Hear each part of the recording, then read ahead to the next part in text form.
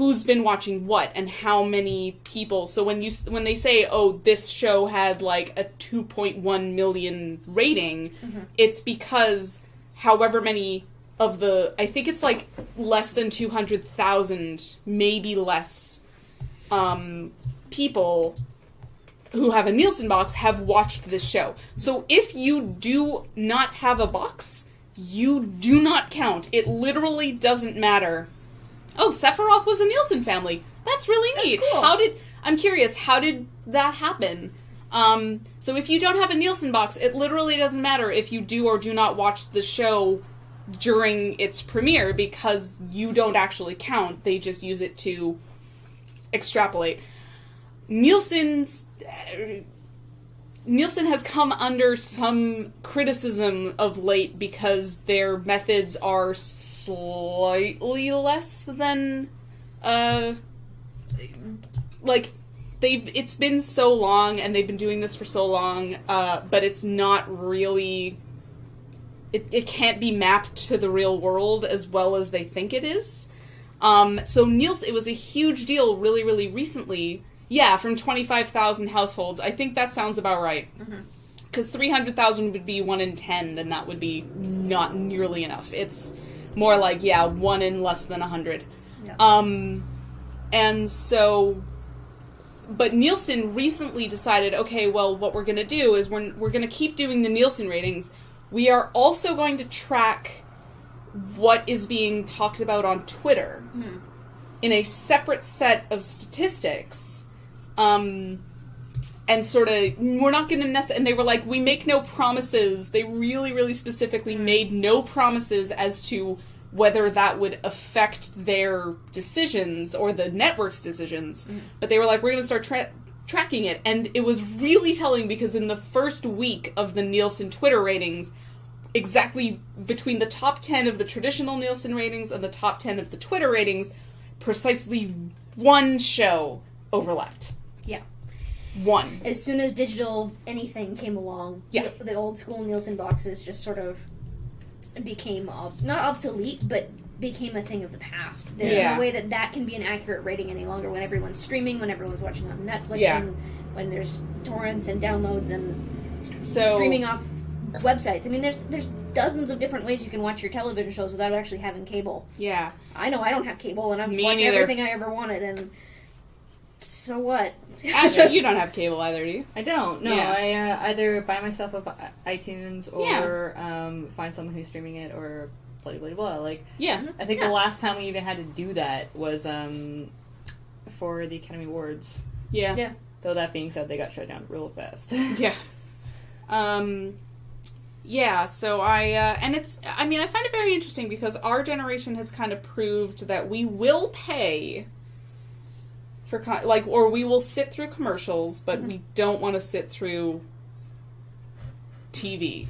We want control over our playback is what we want more than anything. I think watching live TV is painful for all of us because you can't pause it, or you can't fast forward it, or you can't have control like you can well, it's also just digitally. Fucking expensive. That's it's just ridiculous. It costs, like, I don't know how it is for the people who are in America, but with the, I don't know if I should say its name, but the cable company that pretty much has a monopoly on Canada, or at least BC. There's two of them I can think of, but I think I know which one you're talking about. There's one big one. Internet that you can get, like, if you want decent internet, like, hands down, you're paying $50 minimum. Yeah. Easily. 65. Yeah, if you good internet want better, And we have an even better one. Thankfully, we were grandfathered into a higher upload speed for streaming. But if you want TV as well, you add, like, an extra $40 onto it. And then they're just like, if you want phone, it's like, an extra $10. So if you want a decent internet connection, cable that's not basic cable but also has HBO and shows that you actually want to watch, it's gonna you're looking at like $120 minimum. At least. And that's a big bill considering that, like, how often do you actually sit down and watch that? I remember hooking up cable in my first apartment and getting a bill for like $62 and being like, wow, that's huge. And it was internet, cable, and phone.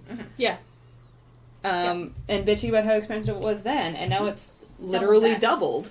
Yeah. The major cable company that I think we are all referring to, which is the one that doesn't have a big mobile section? Yes. Correct. Okay. Thought so. They would every so often call me and offer me like $10 a month for TV for the first 6 months or something like that. And I got it installed for like 2.5 weeks. Got it in and I flipped it on and there was like, oh, there's an episode of How I Met Your Mother. That's cool. Flipped it on. It was in the middle of a commercial. And I was like, or I could just stream this and not have commercials. I will say that the only thing I miss about having cable TV is being able to put the Food Network on in the background and not actually have to pay attention to it. Sure. Because it's kind of defeats the purpose of you looking for whatever's going to be on the Food Network because it's all good, right? Yeah. But, yeah. I can get over that. Here's a hint, / anyone who's watching this in BC/Canada, you know the company that we're talking about. Pro tip. If you have been grandfathered in, if you've had the same internet connection price/speed since the beginning of January this year, and they phone you and offer you some sort of deal or get $20 off or blah, blah, blah, don't take it. They change their rates at the beginning of January, and any changes that you get to your account afterwards, automatically they'll restart it, and you'll either get a slower internet connection or you'll be billed an extra $5 per month, depending on the choices that you make. But any changes to your account, and when even if you don't want it after the 6 months, that is free. Yeah. If you take the the DVR back or whatever, they restart your account at their new rates. Yeah. So, if you move, you're fucked, and blah, blah, blah. So, Brad and I actually moved into this place on the 10th, but we rented it at the beginning of January and made sure that they came in and installed their internet before that. Because it was right on the day that they were going to change everything, so we made sure that we got grandfathered in to have a higher upload speed. But they're really sneaky that way, and you really have to read into it, and it's bullshit. Yeah. I think it's even more bullshit in the States, but yeah. Especially now that so many people are streaming, and they have no idea that, why they can't stream and, have it not come out choppy, or why they can't, watch Netflix and be doing something else without it slowing everything down. Yeah. They have no idea, because no one wants to fucking explain it to them. The thing I like the best about all of this is that the internet could be taken down by one person or one sharp thing hitting a bunch of cables at the bottom of the ocean. And it's been done when they weren't internet cables. Yeah. When they were just telegraph cables, it happened dozens of times. Yeah. Oh, I think American internet service is actually worse than Canada. From what I understand, yeah, they... you have our sympathies. At least you guys had competitive choices, though. That's true. That was the thing that really blew my mind when I was in Los Angeles. That, if some cable company or electric company or phone company was pissing you off, you could switch. Yeah. There's two cable/internet providers here, but not too long ago it was really just one that had a monopoly on everything. Yep. And that was it. They could do anything they wanted. And then finally people are starting to come in and compete with them at a reasonable rate, which is really nice. But, it blew my mind in Los Angeles. It was just like, fuck it, I'll just switch to Comcast or whatever. I'm just like, I wish we had that option. Fuck. Yeah. We have actually kind of a similar problem with cell phone providers, too, because as much as it looks like there's a whole bunch of them, no, they're all owned by the same two companies. I did not know that. Yeah. Bell is owned by TELUS. Fido is owned by Rogers. So that surprises me, because I remember being on a road trip with someone and having service where the TELUS person had none. Interesting. They have different networks, but they are all the same company. Interesting. Well, okay. Yeah, if you start looking at comparing things, you'll notice distinct similarities between Bell and TELUS and distinct similarities between Rogers and Fido. Rogers and Fido is more obvious, but they are definitely... Because Rogers is not subtle. No. They are not subtle in their contempt for their users. I mean, Bodgers. Yes, of course. I didn't say any of those names out loud. Not at all. Yeah. I'm gonna find it interesting, like, 10, 15 years down the road, what happens there. Because now that we are on the verge, like, we are really very, very close to having the internet declared as a basic, like, as a basic right. Yeah. Or a basic necessity, as an essential service. An essential service. So I'm curious as to how that's going to change things, because it is going to that changes ping all back. of the laws. Yeah. Yeah. I'm like probably 20-ish minutes away from finishing this, so I'm down. if we could think of anything else to talk about. Fighting evil by moonlight. Winning love by daylight. Let's just sing. Fuck it. Jess's t-shirt. Discuss. Yeah. My teacher says Neville would have done it in 4 books. Discuss. I have very strong opinions about this. I have admittedly unfounded opinions about Harry Potter in general, which have been pointed out to me by my loving boyfriend, and I fully admit that I probably need to give things a second chance, but I really... Ooh, Invader Zim, discuss. Doom, doom, doom, doom, doom, doom, doom, doom, doom. Tack for the win. That's all I can say. I don't know, I kind of got hype fatigue about Harry Potter. I was on board for the first 4 or 5 books, and then I started noticing, and then I started feeling things, and I don't know, I felt like she just didn't have the ideas in place that everybody thought she did. Okay. And, I don't know, I kind of was like, it's okay. Well, it's interesting, because I feel like I'm one of those people who doesn't generally take the creator into account when I'm looking at a piece of storytelling, for example. It's like, okay, so J.K. Rowling is a wonderful person who wrote these wonderful books, but what's going on in her head doesn't matter to me as much as what's going on in her world. Yeah, okay. So, when I say I have strong opinions about this, I mean, okay, so what if Harry Potter had died that night? Yeah. Guess what? Spoiler alert, by the way. I'm just gonna say that right now. Yes. If you haven't read Harry Potter, it's been too fucking long, too bad. Yeah. He didn't die. Statute of limitations has pretty much passed on. No, I this meant one. at the beginning, like as a baby. Oh, if he hadn't been killed as a baby, oh, okay. what would have happened? Sure. Because there were 2 children who could have fulfilled that prophecy. Yep. Neville was the other one, and Neville spent his entire life in full knowledge of exactly what Voldemort was capable of, because he spent his entire life being raised by his grandmother and caring for his insane parents. Yes. Harry Potter spent his entire life living in our world with no clue what the hell was going on. Yeah. And was... He's kind of a Mary Sue. Yeah, he really is. When you look at what Neville was, he wasn't given the opportunity, but he was absolutely capable of everything that the rest of them could do. Mm-hmm.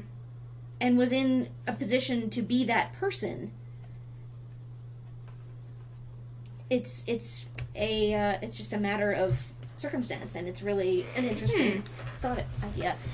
Q Monster, I know that's the foundation of most English scholarly work. I did not enjoy most of my scholarly English, the taking into account of what's going on in the author's mind.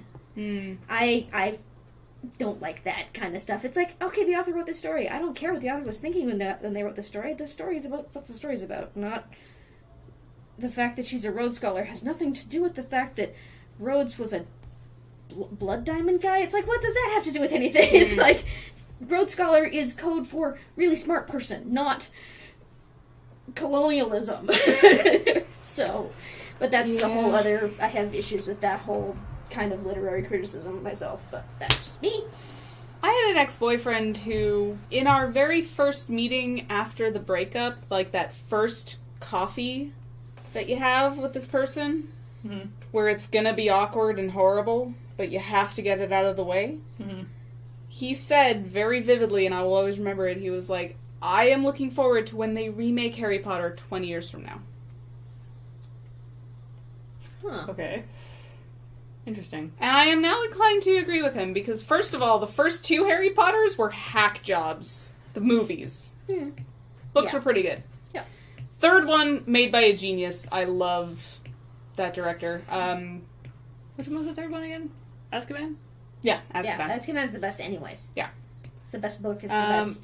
It's the My best one. personal favorite is Goblet of Fire, the book, not the movie. Okay. I'm Azkaban on both series. Yeah, me too. I couldn't put down at least the first half of Goblet of Fire just because the Quidditch match was written, in my opinion, so wonderfully. It was. It was a page turner. You couldn't put it down. Yeah. There was Goblet no of way. Fire is absolutely number 2 in my list, but I'm sorry. Have I ever told the gross story of when I got a needle stuck in my foot? Yes. Okay. But you can tell it again if you'd like. Because I was reading the second Harry Potter book during my surgery. It's not that bad. Okay. No, I was putting up posters on my wall and stepped on something and it hurt. And I was like, and I looked on my foot and I was like, oh, there's nothing there. And then I couldn't walk and it was very weird. And, my foot is mysteriously hurting right now. Because, right here. It was right here. Yeah, well, that's where my brain went. So, I actually don't think that there's actually a scar because, so anyway, I hobbled around on my foot for about 24 hours because my dad was an intensive care unit doctor, so any injury that any of the 3 of us siblings incurred during childhood was, except in one instance, left for at least 20 hours. Where they were like, no, you're fine. And then 20 hours later, they were like, maybe they're not fine.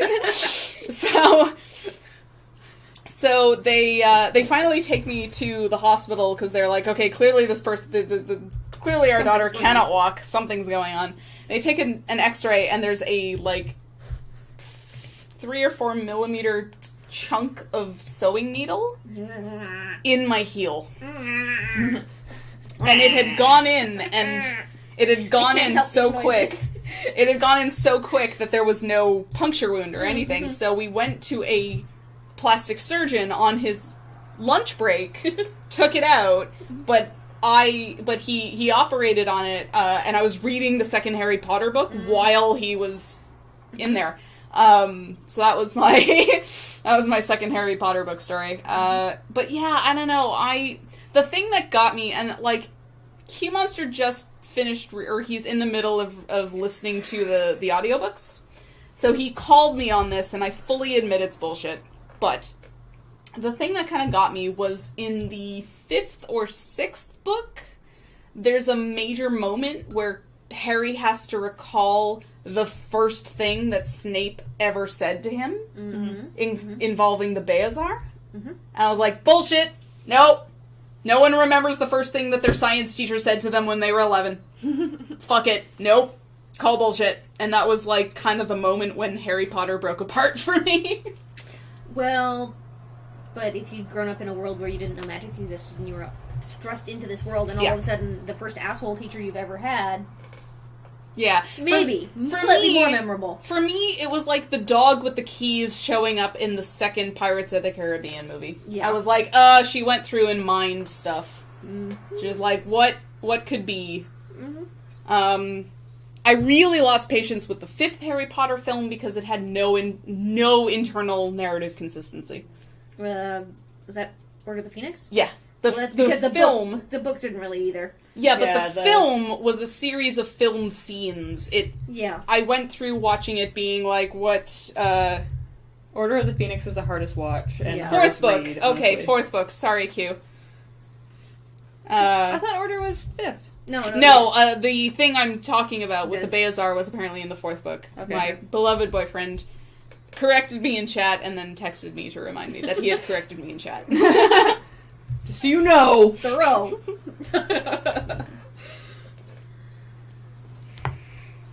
I was gonna add tattoos to her, but I kind of like it like that. Yeah. What do you think, chat?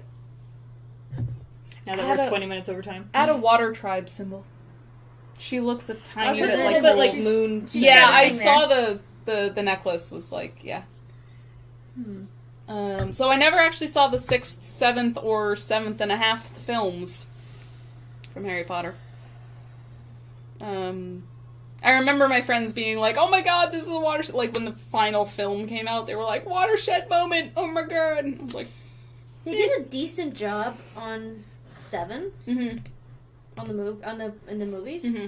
They messed around with some stuff. But sure. they what I do like about the film series in general is that they do manage to capture the shift in tone that the books do, because the first book and the first movie are very kids book magic school kind of thing, and by the time you get to book 7, this is war, this is darker, this is, I mean, it's still kids books, so it's not like dark, but it's like this is a serious thing. And even something as simple as the color palettes through the films, by the time you get to film 7, it's like, okay, this is grim. And I appreciate that they didn't try and keep it bright and colorful and cheery when it wasn't anymore. That's fair. And to be honest, I do love the way they portrayed Neville in the last movie, because they actually...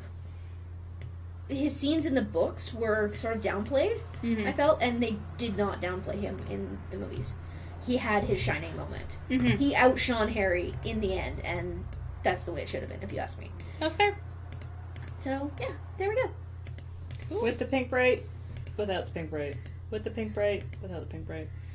I like with, because she's a little bit better lit. Yeah, agreed. Okay. And that's it. We actually finished one. Yay!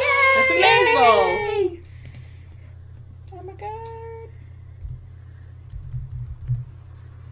I had plans of grandeur of trying to give away some art on the stream, but I got too into the discussion /art. So next time I might give away some art. I had such a good challenge too. Next time. Next Sunday, you guys tune in. Yeah. It's gonna be good shit. Yeah. Yeah, but that's our time. 6. And then some. Yeah. Q Monster, are you gonna be streaming? We'll wait for him to catch up. I'll wait for chat to catch up. Never running from a real fight. She is the one named Sailor Moon. She will never turn her back on a friend. I remember that I got a Sailor Moon doll from my grandmother, and it was really awesome. Until I took the doll, I took her hair out of its little pigtails thing, and I couldn't get it back in. Oh no! So then she was just a regular Barbie in a tight, small skirt thing. I don't know if people want you to, but are you? Yes, you should.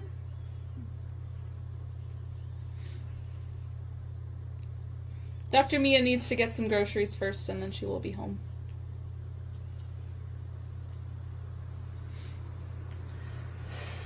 The fall.